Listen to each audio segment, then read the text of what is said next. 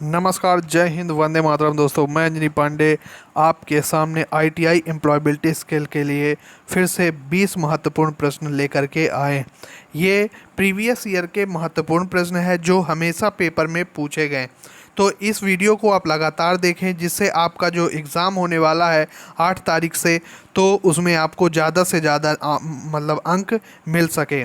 तो समय न गवाते हुए आइए हम शुरू करते हैं पहले प्रश्न की ओर। और हाँ, प्रश्न शुरू करने से पहले हमारे चैनल को लाइक और सब्सक्राइब करना बिल्कुल ना भूलें। साथ में अपने दोस्तों को शेयर ज़रूर करें जिससे सभी के पास ये प्रश्न पहुंच सके। धन्यवाद। चलिए पहले प्रश्न की ओर चलते हैं। फैक्ट्रीज एक्ट के तहत साप्ताहिक रूप से काम करने वाले कर्मचारियों को कितने घंटे से ज़्यादा काम नहीं करना चाहिए? बिल्कुल सही।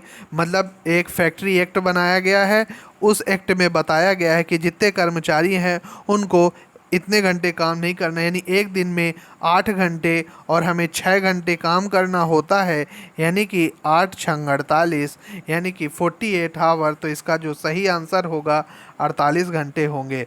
आप लोग आंसर शीट में पहले मतलब जो पहला प्रश्न है उसका जो भी ऑप्शन आपको लगे उसको आप क्लिक कर लें और टोटल हमें कमेंट में बताएं कि आपका कितना सही गया है। ठीक है। नेक्स्ट प्रश्न, निम्नलिखित में से कौन एक वायु प्रदूषक है? इनमें से 4 ऑप्शन है, इनमें से आपको बताना है कि कौन सा एक वायु प्रदूषक है। ठीक है, वायु प्रदूषक है। ऑक्सीजन है क्या, नाइट्रोजन है क्या, कार्बन डाइऑक्साइड है या कार्बन मोनोऑक्साइड है? जल्दी से आप लोग अपना आंसर टिक कर लें। अब इसका जो सही आंसर है option D, carbon monoxide is the right answer, जो कि वायु प्रदूषक है। Carbon monoxide. ठीक है, CO। नेक्स्ट प्रश्न की ओर चलते हैं। जो अगला प्रश्न है, लोकप्रिय गुणवत्ता उपकरणों की कुल संख्या है। लोकप्रिय गुणवत्ता के उपकरणों की कुल संख्या कितनी होती है? Option A 9, option B 8, option C 7 या ऑप्शन डी 6। चलिए आप लोग अपना आंसर लगा लीजिए। इसका जो सही आंसर है 7। लोकप्रिय गुणवत्ताओं की संख्या 7 होती है। ये आप लोग ध्यान रखिएगा या कहीं पर कॉपी पे आप लिख भी सकते हैं। ठीक है। नेक्स्ट प्रश्न है, लक्ष्यों को किस रूप से वर्गीकृत किया जाता है? ठीक है, सभी के लक्ष्य होते हैं तो उसको आप किस प्रकार से आइडेंटिफाई कर सकते हैं? या तो वो अच्छा और बुरा होगा, इनर और आउटर होगा, आंतरिक और बाह्य होगा, कि अल्पकालिक या दीर्घकालिक होंगे? तो आप लोग एक ऑप्शन को चूज करें। अच्छा और बुरा क्या हो सकता है इसका आंसर? तो जो इसका आंसर है ऑप्शन डी, अल्पकालिक और दीर्घकालिक। कुछ लोगों के लक्ष्य जो होते हैं कुछ समय के लिए होते हैं और कुछ लोगों के लक्ष्य दीर्घकालिक होते हैं जब तक वो उसे प्राप्त नहीं कर लेते। नेक्स्ट प्रश्न की ओर। अगला जो प्रश्न है, किस डेसिबल पर ध्वनि खतरनाक ध्वनि प्रदूषण बन जाती है? मतलब आप लोगों ने देखा होगा ईयरफोन में भी आप गाना सुनते हैं या आप लोग डीजे में भी गाना सुनते हैं, टीवी में भी सुनते हैं, तो कहीं कहीं डीजे की जो आवाज़ होती है वो आपको काफ़ी खतरनाक लगती है। तो एक डेसिबल होता, ध्वनि का जो मात्रक है वो डेसिबल है, ये भी ध्यान रखें। ध्वनि का मात्रक क्या होता है? डेसिबल होता है। और कितने डेसिबल पर ध्वनि खतरनाक बन जाती है? ऑप्शन ए 30 से ऊपर, 80 से ऊपर, 100 से ऊपर या 120 से ऊपर। चलिए अपना आंसर टिक करें। तो जो पांचवें का आंसर होगा ऑप्शन बी, यदि 80 से ऊपर ध्वनि जा रही है तो आपके कानों को बहुत ही अप्रिय लगेगी, है ना वो ध्वनि। 80 के नीचे है तो आपके कान उसे आसानी से सह सकते हैं। बहुत इम्पॉर्टेंट क्वेश्चन है, वेरी इम्पॉर्टेंट क्वेश्चन है। ठीक है, आप ध्यान रखें। प्रश्न नंबर 6, उच्चारण उच्चारण किसको संदर्भित करता है? प्रोनाउंसिएशन, इंग्लिश में हम प्रोनाउंसिएशन बोलते हैं। प्रोनाउंसिएशन किसको संदर्भित करता है? ऑप्शन ए संयुक्त स्वर को, ऑप्शन बी व्यंजन को, ऑप्शन सी विराम चिन्ह को या ऑप्शन डी ध्वनि का उत्पादन में। तो आप लोग बताएं छठवें का आंसर क्या हो सकता है? जी हाँ, छठवें का आंसर जिन्होंने डी लगाया है वो बिल्कुल सही आंसर है। जो ध्वनि का उत्पादन होता है। प्रोनाउंसिएशन या उच्चारण क्या होता है? ध्वनि का उत्पादन। नेक्स्ट प्रश्न, निम्न स्तर की भाषा को क्या कहा जाता है? ये प्रश्न है, कहना चाहिए कंप्यूटर से है। एक मशीन लेवल लैंग्वेज आती है, एक लो लेवल लैंग्वेज आती है, एक हाई लेवल लैंग्वेज आती है, सोर्स कोड आता है। तो चलिए ऑप्शन की ओर नज़र डालते हैं। ऑप्शन है सोर्स कोड है क्या? निम्न स्तर लो लेवल लैंग्वेज क्या होती है? मध्यस्थ है क्या? मफीन भाषा है या असेंबली भाषा है? चलिए अपना आंसर टिक करें। सी ऑप्शन इसका करेक्ट होगा, मतलब मशीन भाषा कहलाती है। निम्न स्तर की भाषा को हम क्या कहते हैं? मशीन भाषा, यानी कि मशीनरी लैंग्वेज। ठीक है। अगला प्रश्न ये रहा 8वां प्रश्न, जाने वाले कर्तव्य और जिम्मेदारी को, कर्तव्य और जिम्मेदारी को लिखित विवरण क्या कहा जाता है?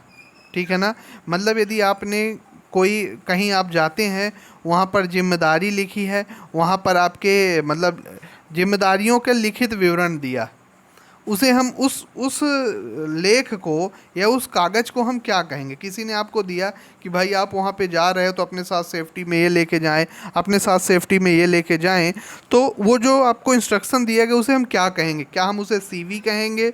क्या हम उसे नौकरी का विवरण कहेंगे कि नौकरी के बारे में जानकारी है? कि हम रिज्यूम कहेंगे कि नौकरी के लिए आवेदन हम लेके जा रहे हैं? हम क्या लेके जा रहे हैं, मतलब वो हमको क्या मिल गया? तो इसका जो राइट आंसर होगा नौकरी का विवरण। यदि काम में कर्तव्य, काम में जाने वाले, ठीक है, कार्य में, यहाँ कार्य भी होगा, कार्य में जाने वाले कर्तव्य और जिम्मेदारी को लिखित विवरण जो होता है उसे हम नौकरी का विवरण कहते हैं। इसको ज़रूर नोट डाउन कर लें। अगला प्रश्न ये रहा, आर्थिक विकास में उद्यमी की भूमिका क्या होती है? समझ रहे हैं? आर्थिक विकास, जैसे हमारे घर में यदि हमारी नौकरी लग जाए तो हमारे घर की आर्थिक स्थिति सुधर जाती है।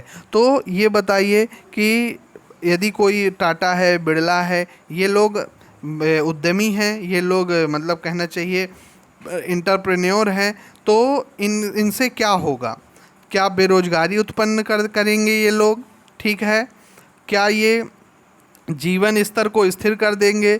कि प्रति व्यक्ति में आय सुधार हो जाएगी? क्षेत्रीय विकास को क्या ये असंतुलित कर देंगे?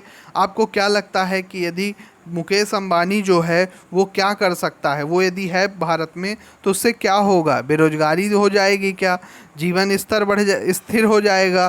प्रति व्यक्ति आय में सुधार हो जाएगी? या डी क्षेत्रीय विकास को असंतुलित कर देंगे? जल्दी से आंसर लगाएं। इसका जो आंसर है सी, लाइक ज़रूर करते रहें। प्रति व्यक्ति आय में सुधार हो जाएगा। क्या हो जाएगा?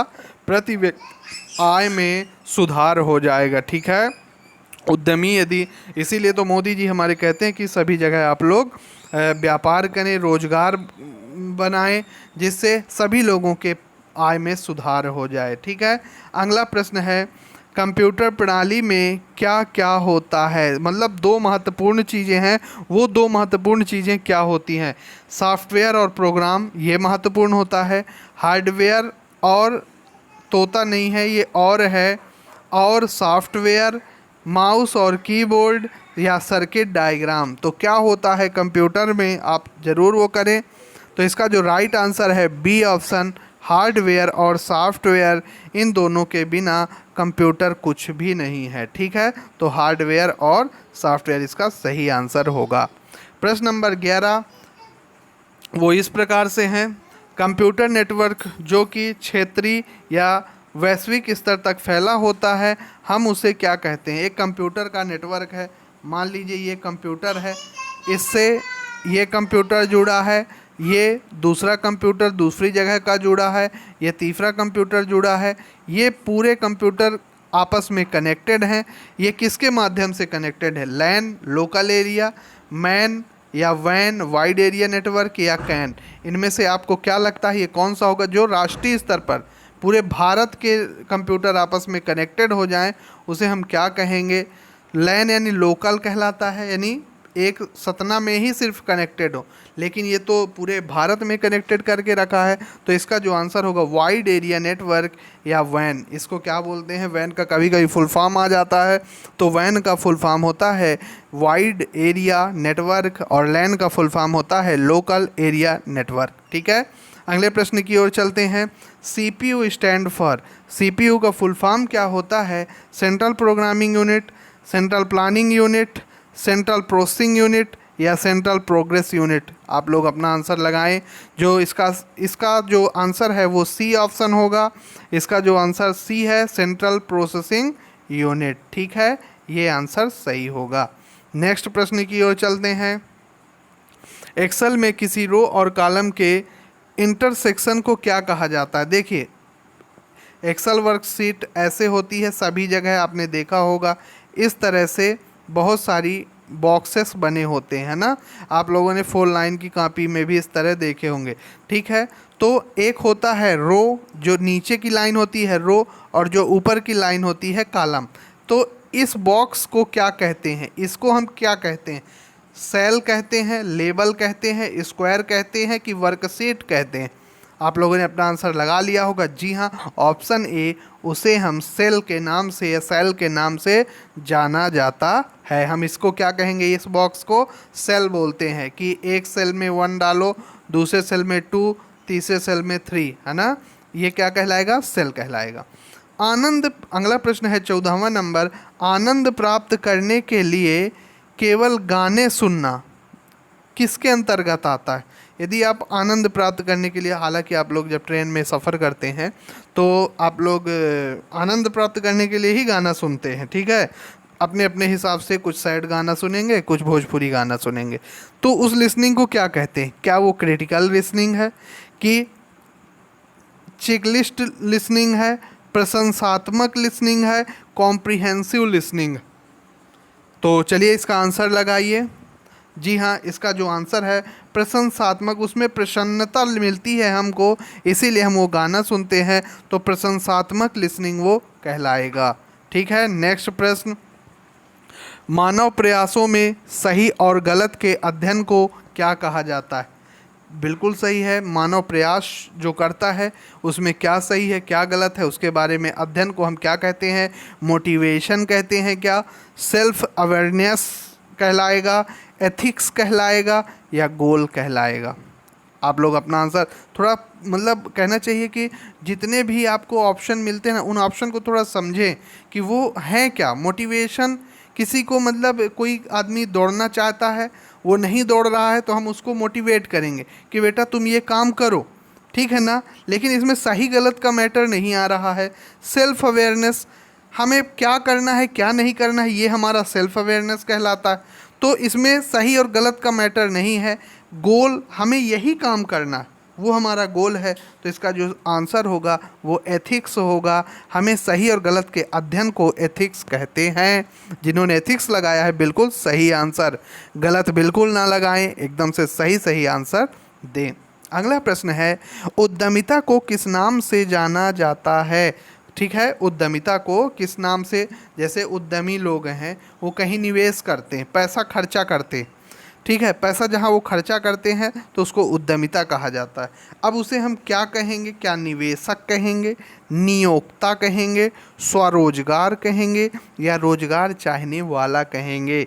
चलिए इसका आंसर बताइए। तो जो इसका आंसर है वो स्वरोजगार कहलाता है।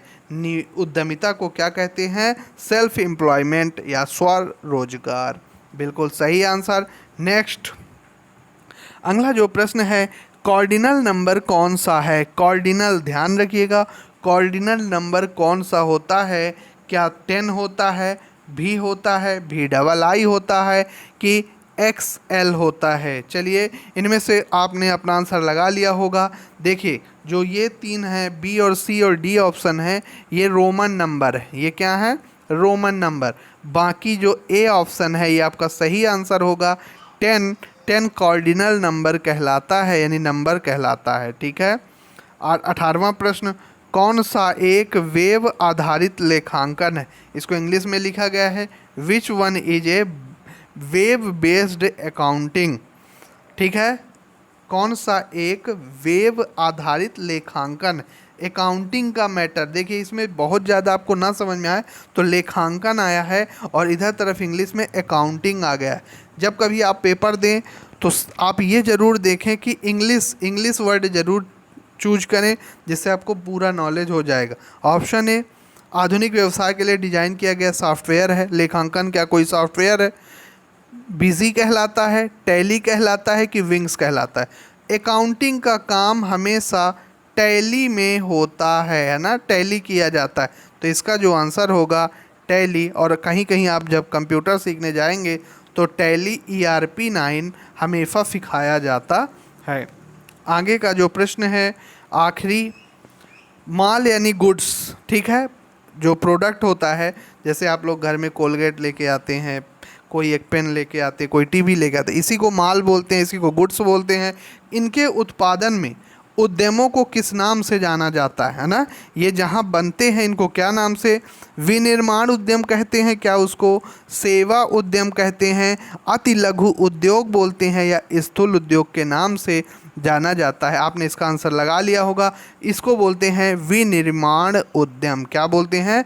विनिर्माण उद्यम। माल के उत्पादन में लगे, मतलब यदि कोई कोलगेट बनाने वाली कंपनी है, उस उद्योग को हम क्या नाम जानते हैं? मैन्युफैक्चरिंग कंपनी या विनिर्माण उद्योग। ठीक है, बिल्कुल। मैन्युफैक्चरिंग हिंदी में बोलते हैं और इंग्लिश में विनिर्माण उद्यम बोला जाता है। आखिरी प्रश्न है, शब्द जो किसी दूसरे शब्द के समान होता है। ठीक है, जैसे आप लोगों ने देखा होगा कि एक शब्द के दो अर्थ होते हैं लेकिन अर्थ में भिन्नता होती है। हिंदी वाले तो बहुत अच्छे से समझते हैं, ठीक है। उसे हम क्या कहते हैं? मतलब शब्द एक हैं और अर्थ अनेक हैं। क्या उन्हें हम होमोफोन कहते हैं? क्या हम होमोग्राफ कहते हैं? क्या हम डिफ्थोंग बोलते हैं या शब्दांश बोलते हैं? आप लोग अपना आंसर लगा लें। इसका जो आंसर होगा होमोफोन कहलाता है। बिल्कुल सही आंसर। जिन्होंने होमोफोन का मतलब होता है कि शब्द एक हैं, उसके अर्थ अनेक हैं। ठीक है, इस प्रकार आज का सेशन समाप्त होता है।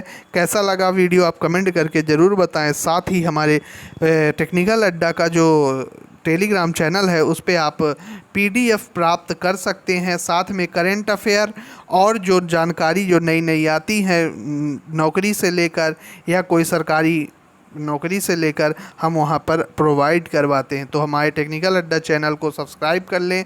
तब अगले वीडियो तक के लिए धन्यवाद एंड गुड नाइट।